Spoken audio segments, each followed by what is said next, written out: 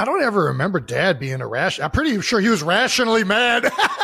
You should have been there when Travis put the hand lotion in the shampoo bottle. It looks like America's favorite touchdown-throwing, Grammy-collecting power couple is entering their comfy couch and rom-coms era. And honestly, love that for them.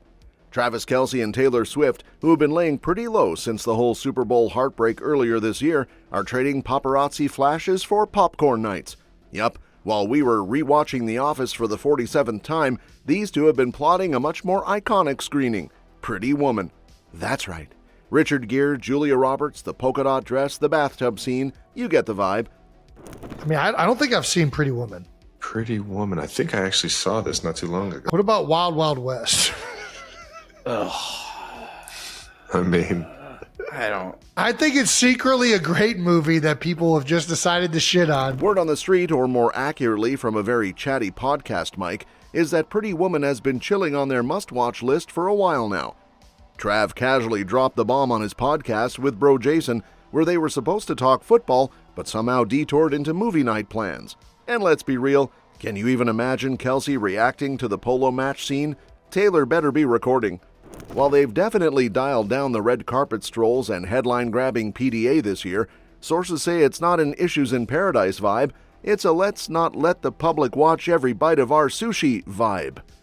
A couple of quiet dinners, a low-key hockey date earlier, and now potentially crying over Vivian Ward's Cinderella arc? Goals!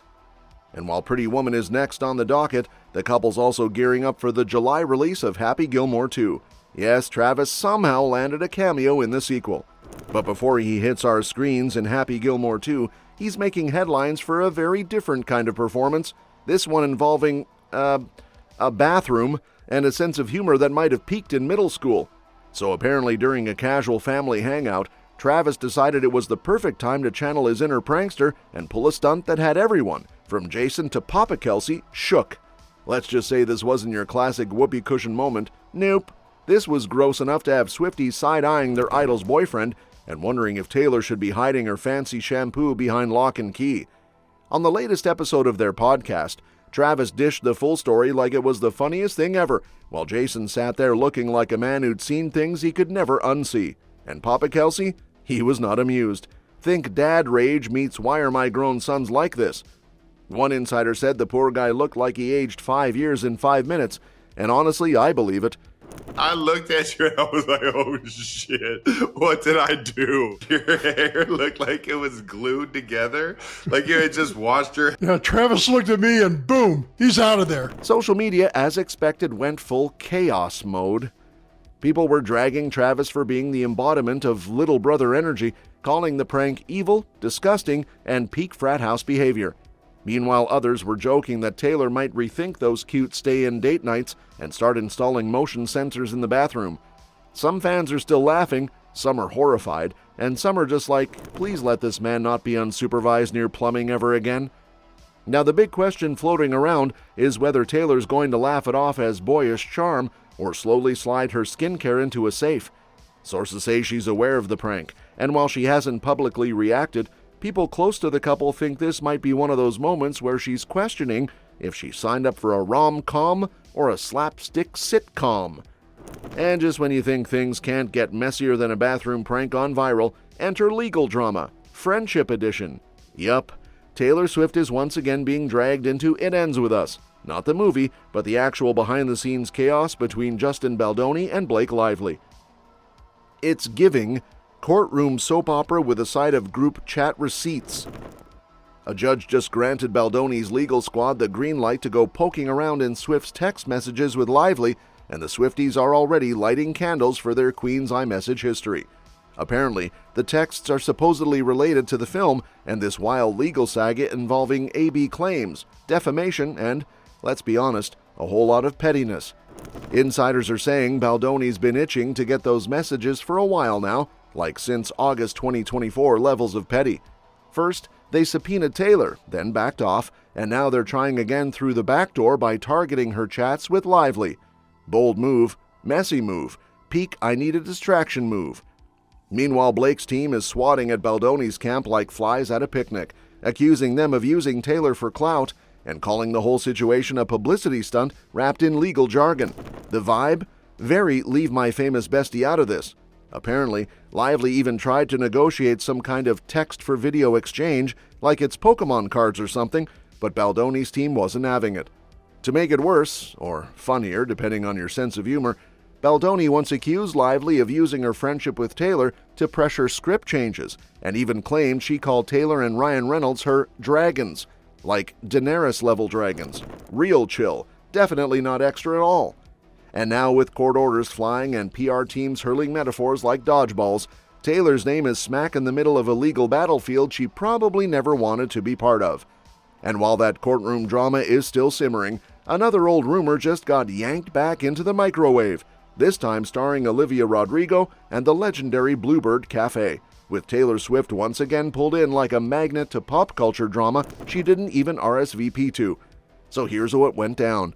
Fans recently started losing their minds over a throwback claim that Olivia's team asked the Bluebird to remove Taylor's photos before Liv performed there in 2023. Cue the TikToks, Reddit threads, and Swifties sharpening their digital pitchforks. But plot twist, turns out it was all a big old misunderstanding with a side of legal fine print. The cafe's general manager popped up in a video like, "Hey y'all, let's chill." According to her, Olivia's squad didn't demand anything, and the pics were just temporarily removed because of boring old copyright rules during filming. Yep, not drama, just lawyers being lawyers. Apparently, when you're broadcasting anything from a venue, every photo on the wall has to be legally cleared, or down it goes. That means Taylor's photo, along with others, got pulled off the wall. Not because Olivia was staging a secret revenge performance, but because, well, lawsuits are expensive. And if that wasn't enough to put out the Rodrigo versus Swift bonfire, the manager doubled down, saying Bluebird is ride or die for both pop queens.